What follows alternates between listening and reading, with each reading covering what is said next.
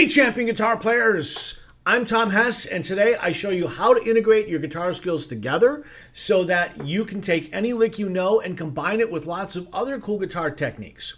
Now, have you ever played or improvised a lick and thought, it's kind of okay, but it's not great, and then you abandon that idea in search for a better lick to play? I sure have. I used to always be looking for better licks or better techniques or whatever, but there's a much better way, and that is to learn how to transform any lick that you know into a much better, much cooler one.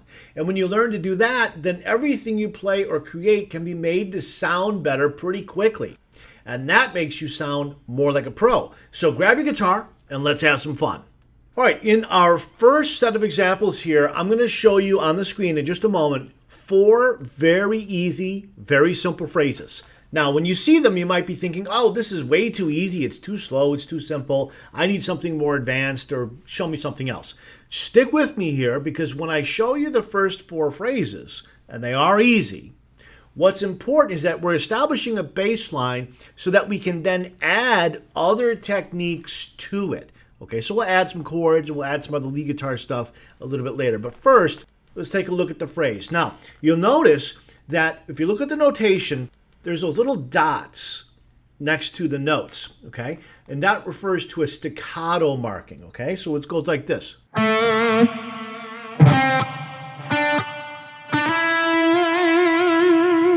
That's the first phrase.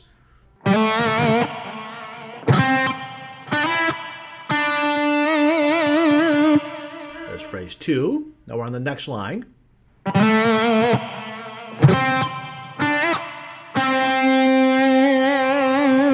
our fourth phrase. All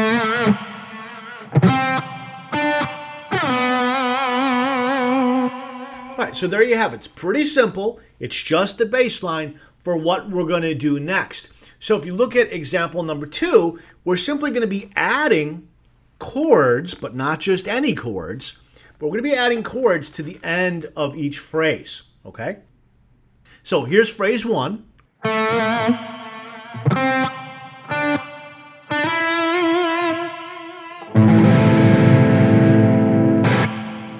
So this is simply an A minor 7th chord. Okay? Phrase 2.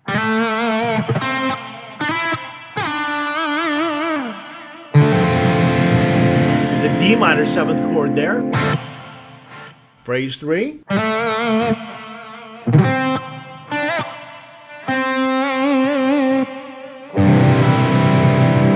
It's just a C chord. Phrase 4.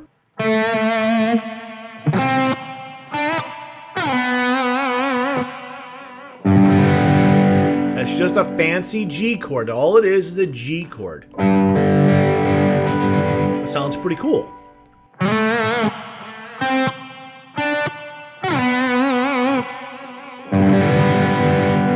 String 5 is muted here.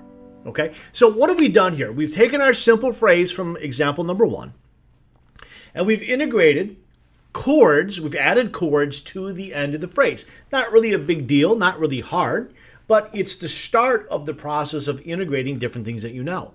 Okay, now let's go back to, we're still on example 2 here, but let's go back to the first phrase.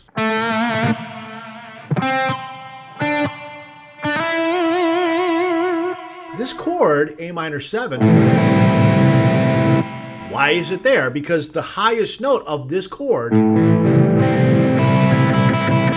that E note, matches this E note, the 4th note of the phrase, right? Now, let's say we take away the 4th note. Okay, take away this one.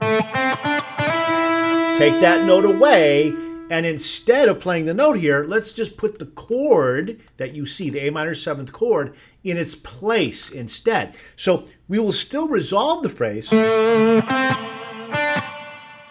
We'll hear that note, but now it's going to be here. We're going to hear it in the chord. There it is. Do you hear it? Right? Do it again.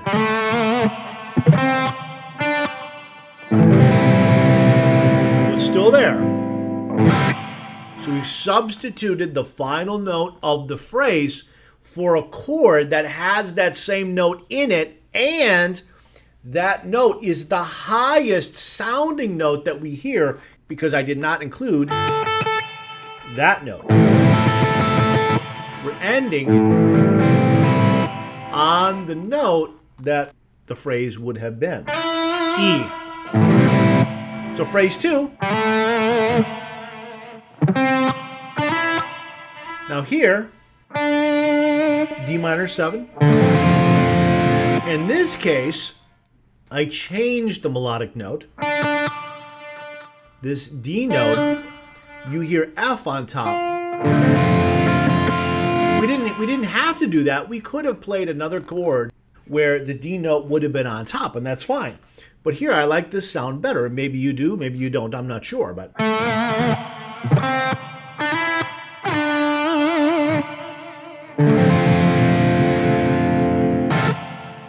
Now, third phrase. There's our C note for our C chord. Last phrase.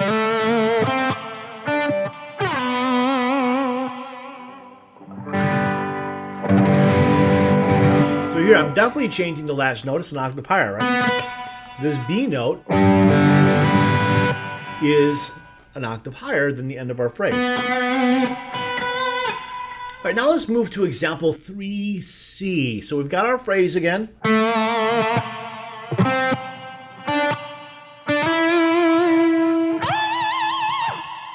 And then we're going to slide way up to the 22nd fret. Now the next phrase.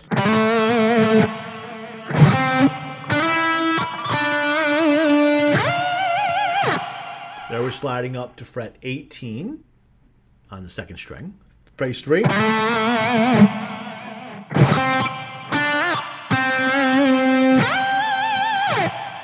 Now we're on fret 50, sliding up to fret 15 on the high E string. That's G. Right now, phrase number 4.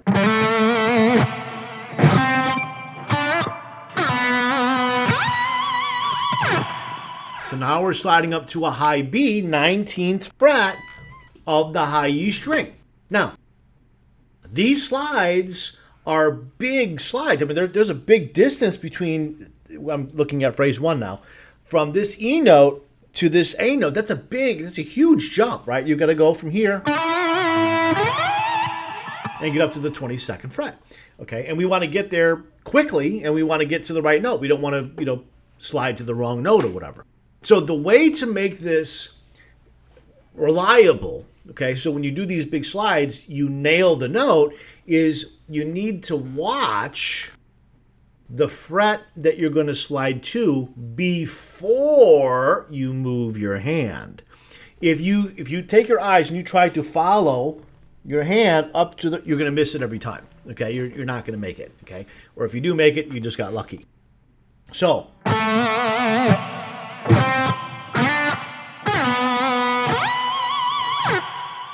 See, I'm looking at where it is that I want to slide to before I move the hand. If I don't do that, there's a very high probability I'm going to screw it up and I'm going to end up on the wrong note. Now, before we go any further, I've got another video here on YouTube. It's called Guitar Solo Lesson, Improve Your Phrasing Immediately. There are some things in that video which will help you to use the ideas in this video more easily. So I suggest checking that out either now or as soon as this video is done. Let's take a look at example number 4.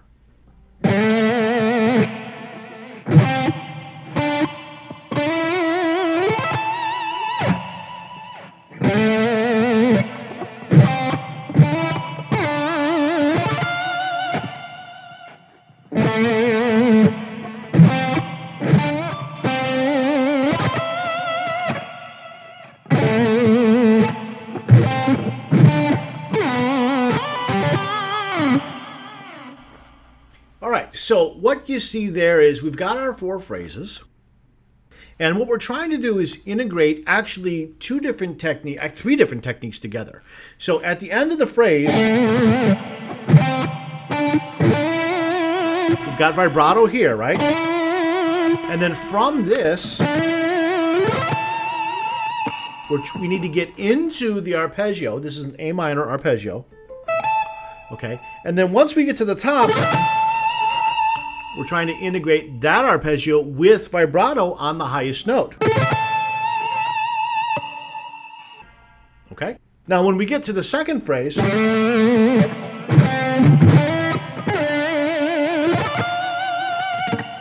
we've got something else. We've got our final note, D in this case. And then we've got an arpeggio, D minor in this case, but this arpeggio is harder than the first one because here we've used a rolling technique. We've got with our first finger, play all those notes and not have them bleed together like this. Right, we don't want that.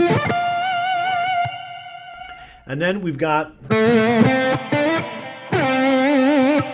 here we've got C major. We've got vibrato on the top. And here we've changed the pattern to just descending G major. And end up on that note with the vibrato. And it sounds really cool and real nice. When we take our simple phrase, we then integrate the vibrato from the last note of the phrase to the arpeggio, sweep picking, sometimes rolling, and then vibrato again on the top of the arpeggio. And we're trying to make those things seamless so that it flows and it sounds nice and it doesn't sound like disjointed techniques that don't really, connect. All right, in example 5A, we are now going to integrate a little triad chord at the end of each phrase, but this time we're going to insert a rest. So we're going to delay the resolution of the phrase when we play the final note under the chord or in the chord, okay? So let me show you what I'm talking about. Rest. There's our last note in this A minor chord. Okay, so play it again.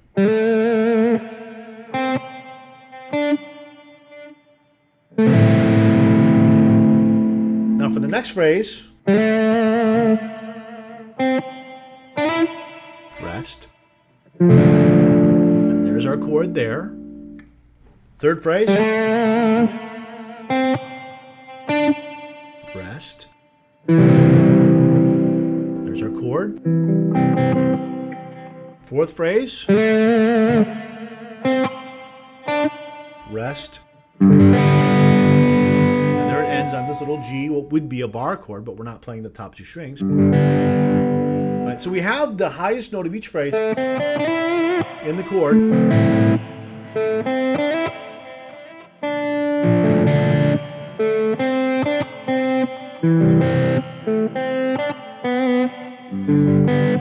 But we've got the rest in between.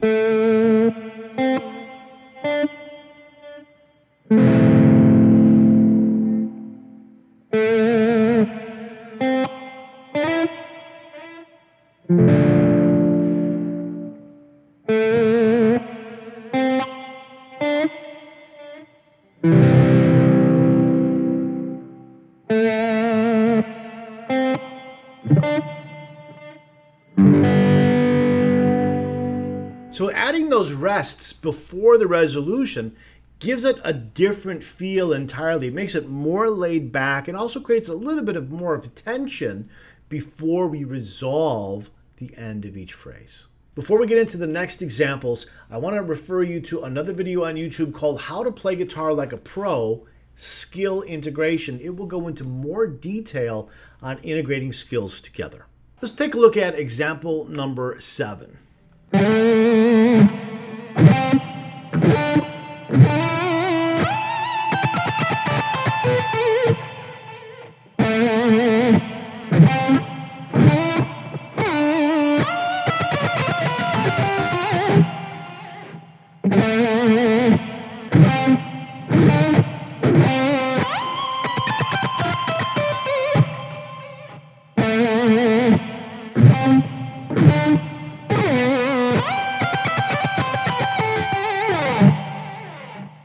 All right, so let's talk about what's happening here. So we've got our phrase.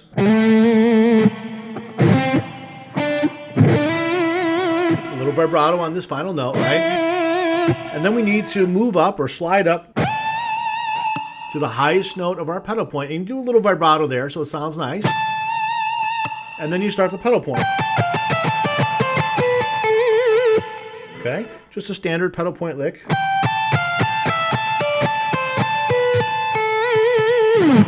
Then we go to the next phrase.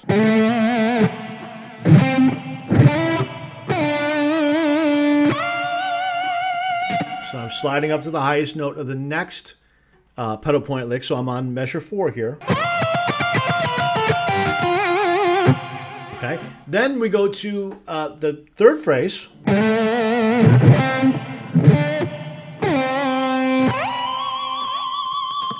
So here we've got to slide up to fret 20.